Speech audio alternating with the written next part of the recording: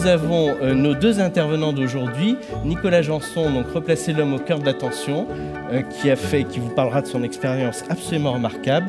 Et puis Luc Ferry, avec Cette façon d'être heureux, mais il y a aussi son autre ouvrage, vous avez La révolution transhumaniste. J'ai repris une phrase d'Isaac Asimov, je ne sais pas si vous vous souvenez quand il avait dit « Le futur n'est plus ce qu'il était ». Nous sommes vraiment dans une période absolument charnière. Jean Stone parle de tsunami et de bifurcation. Si nous n'avons pas de point de repère, nous ne savons pas finalement ce que nous sommes en train de vivre. Nous savons que les choses vont arriver, mais nous ne savons pas exactement quand. Alors je vais me focaliser sur un des aspects de cette bifurcation et de ce tsunami, pour vous parler effectivement de cette transition que nous observons, qui est le passage de notre réalité augmentée à une réalité finalement symbiotique. C'est le propos de Joël de René que je partage tout à fait, qui est que progressivement, l'univers numérique est en train de fusionner avec l'univers du réel. Et ça va avoir évidemment énormément d'applications dans notre rapport au temps, notre rapport à l'espace, notre rapport au contrat, notre rapport à l'autre, notre rapport à l'organisation. Nous avons trois éléments clés qui structurent cette bifurcation évoquée par Jean Stone. Ce sont la puissance de traitement qui explose, nous le savons, c'est la puissance de stockage et l'interconnexion, qui font en fait muter nos systèmes complexes. Quand je parle de complexité, c'est bien la complexité d'Edgar Morin, c'est-à-dire les interrelations et les interactions entre les acteurs des systèmes. Fusion de trois univers qui sont l'atome, le biologique et le numérique. Et c'est aussi, alors, j'entends souvent parler de l'intelligence artificielle. Moi, ça me gêne beaucoup parce que ça donne le sentiment que nous avons une intelligence unique et homogène qui arrive. Je parle plutôt de l'arrivée des intelligences étendues parce que dans ce terme d'intelligence, nous y mettons un petit peu tout et n'importe quoi. Nous y mettons bien sûr les algorithmes silencieux, vous savez, ces fameux programmes qui finalement permettent de structurer les actions d'un certain nombre d'éléments, dont les objets intelligents, qui arrivent dans nos organisations et chez nous. Des objets intelligents qui ont trois spécificités.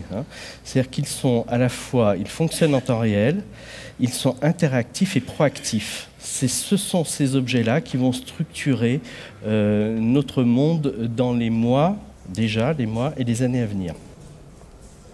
Quand je parle aussi d'intelligence étendue, c'est que nous mettons là-dedans aussi la puissance d'agrégation des fameuses grandes plateformes mondiales. Vous savez qu'à chaque fois que vous utilisez vos téléphones portables, vous aidez, et je n'avais pas conscience de ça hier, j'en parlais avec un collègue, vous aidez nos plateformes Google, Amazon, etc. à compiler tout un tas d'informations pour mieux piloter, selon eux, notre vie, notre rapport à l'autre et notre rapport au monde. Et ce, de manière extrêmement discrète. Mon collègue qui a beaucoup travaillé sur tous les grands systèmes, notamment l'automatisation de la ligne 14 à Paris, etc., me dit il faut quand même que nous songions, si nous voulons rester acteurs de cet univers, il faut que nous puissions créer des trous dans la balle, des trous dans la raquette, pardon. Et pour créer des trous dans la raquette, il me dit, le mieux, c'est de penser à désactiver nos GPS de nos téléphones portables. Donc voilà ce que lui propose pour garder un minimum d'interaction et d'emprise sur ces systèmes qui commencent progressivement à organiser nos vies.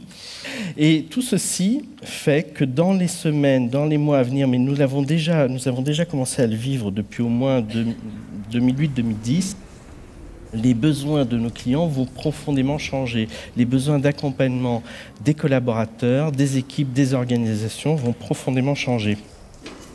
Et nos pratiques elles-mêmes vont évoluer.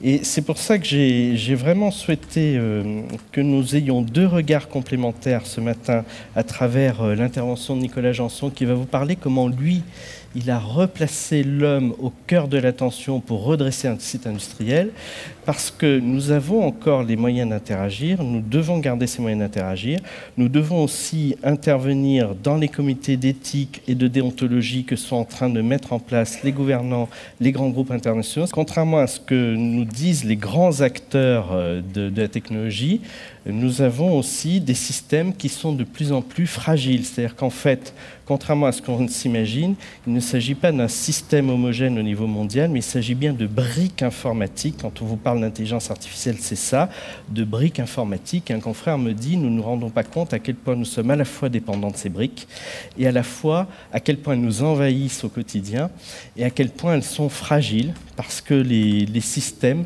fonctionnent à des rythmes et avec des puissances de plus en plus différentes. Donc nous avons à porter, selon moi, notre regard sur le choc de temporalité qui est en train de s'installer entre le fonctionnement de l'homme. Je pense que vous avez observé ces derniers temps que nous avons de plus en plus de difficultés à faire face au nombre de mails que nous recevons.